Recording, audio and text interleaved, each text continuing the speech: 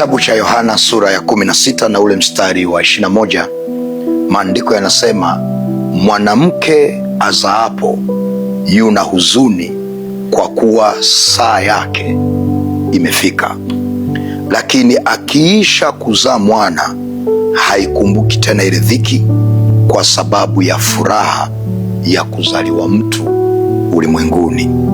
Natamani kusema na wewe maneno haya siku ya leo, ya kwamba kuna vitu leo vinakuumiza.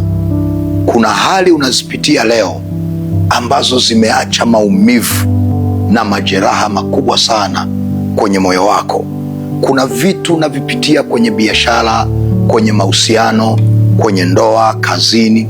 Nimetumwa kukuambia leo kwamba kuna vitu vinakuumiza leo, lakini vinakujenga ili uwe mtu mzuri kesho. Vinakujenga kwa ajili ya hatima iliyoko mbele yako. Kuna maumivu unayapitia leo. Ni kweli unaumia leo na unaomba, lakini Mungu amenyamaza. Ni kwa sababu hayo unayoyapitia ambayo unaona yanakuumiza, kwa Mungu anaona kama maandalizi, na anakutengeneza na kukuandaa kwa ajili ya baraka kubwa iliyoko mbele yako. Na ndio maana si kila kinachokuumiza leo ni kibaya. Vingine vinakuumiza kwa ajili ya jambo kubwa ambalo linatakiwa kuzaliwa kesho. Penina alimchokoza sana Hana, akalia na Hana akalia na akashindwa kula chakula, lakini yale maumivu ndiyo yaliyomsukuma Hana kwenda kuomba na Samueli akazaliwa.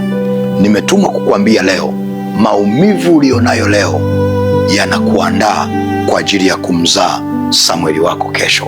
Na mimi nimekuombea Mungu ageuze hayo maumivu yawe ushuhuda.